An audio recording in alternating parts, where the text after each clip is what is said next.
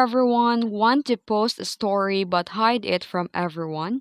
Instagram doesn't offer a single only me story button, but there are two practical ways to make a story effectively invisible to the public.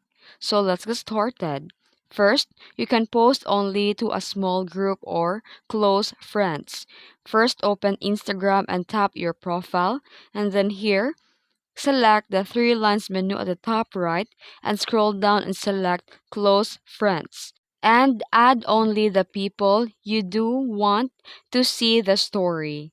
If you truly want nobody to see, don't add anyone. But note, if your close friends is empty, it's simpler to use don't post option explained below.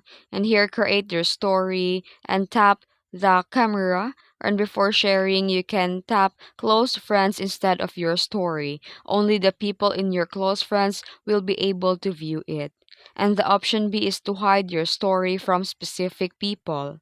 You can open the Instagram and then tap the profile icon and then select the three lines menu and click settings and privacy, and here scroll through how others can interact with your story and click tap hide story from and search for the name and the accounts that you want to block from seeing the story. And to hide from everyone, you would need to select all accounts that you follow or have followers for. This is manual and can be time consuming.